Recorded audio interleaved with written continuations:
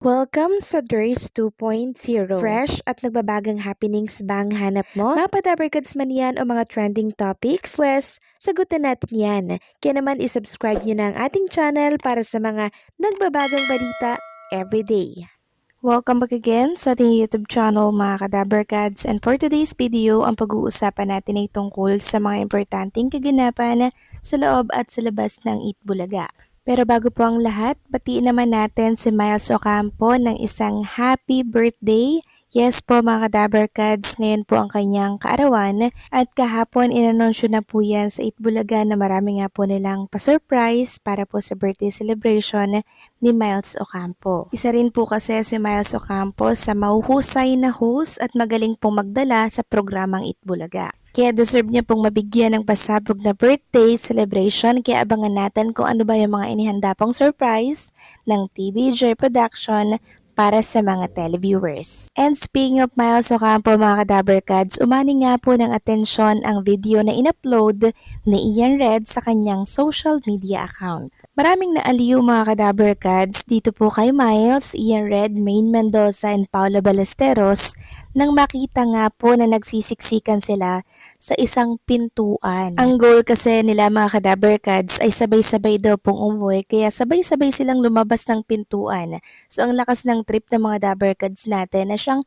kinaaliwan at umahani po ng reaction sa ating mga dabarkads. Samantalang, Bossing Vic Soto muli pong sinurpresa sa kanyang kaarawan dito po yan sa ibang bansa. Yes po mga kadabarkads, walang katapusang birthday celebration ni Bossing Vic Soto. Makikita nga dito na habang kumakain sila sa isang restaurant ay surpresa po ni Mapulin Luna Soto ng isang cake si Bossing Vic Soto habang may kumakanta naman po sa harapan nila ng happy birthday.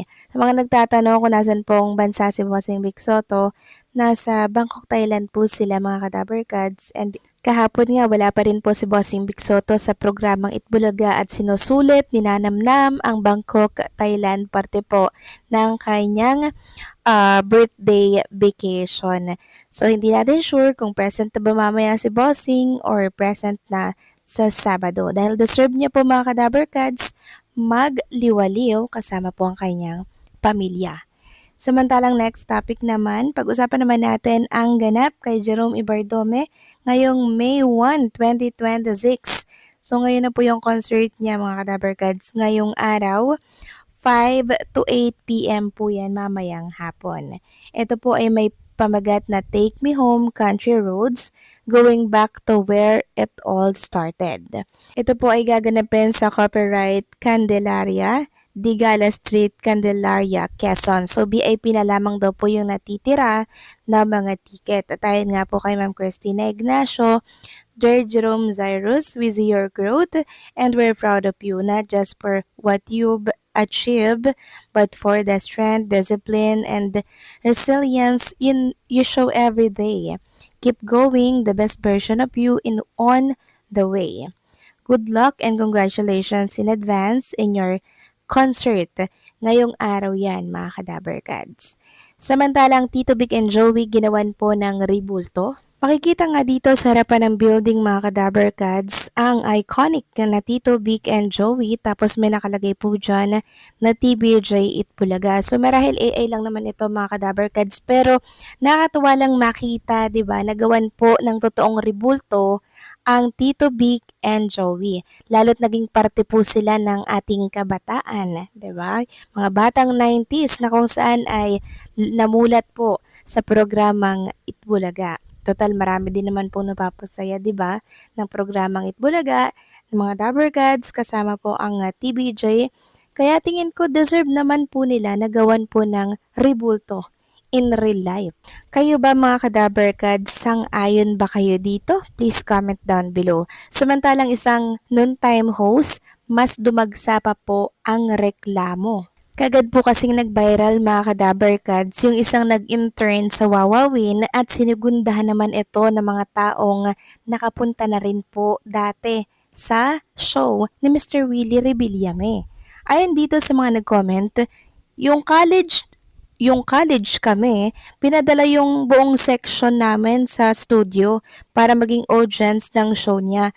Grabe kapag commercial. Siya kami kasi ayan, di ko na lang babasahin, niya yung mga stop kapag may nagkakamali. Sinundan ito ng, huy, true to life to. Nag-intern din ako sa Wawawin before kasama sa rules nila na bawal tingnan si Willie. At may nag-comment pang, totoo to, yung QA ko sa Preb Company, nag-intern siya sa TV5 and under ng show ni Willie dati, palabas na siya sa CR pero dahil nasa hallway daw si Willie, di siya lumabas kasi bawal. May tao sa hallway habang naglalakad siya. Grabe na ang LBB niyan si Willie. So ayan po yung mga comment mga kadaberkads. Dumagsa po yung mga negativity ni Mr. Willie Rebillame. So, grabe naman kasing awkward nun mga kadaberkads, no? Kaya mapapatanong ka na lang mga kadaberkads na anong rason, bakit bawal siyang tingnan? Samantalang next topic naman, pag-usapan naman natin itong napapabalita po na paglipat ni Mr. Willie Revillame ang Wawawin dito po sa TV5. Ang gulo, no? Nakaraan ang usapan sa GMA daw lilipat, nakipag-meeting na daw sa executive. Ngayon sa TV5 naman. Sabi dito, wawawin ni Willie Rebillame, kasado na daw ang pagbabalik sa primetime ng Kapatid Network.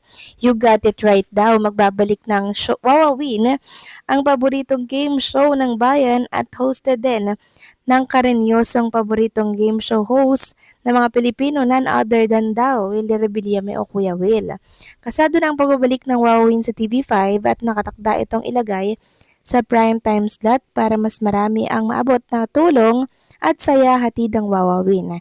Nakakatuwang isipin na heto na ang mga mega grand comeback ni Kuya Will para maghatid muli ng pag-asa sa bawat Pilipino. So ang gulo lang mga kadaberkads, no. Tapos may nakita akong post na ganito. It's showtime is out, wawawin is in.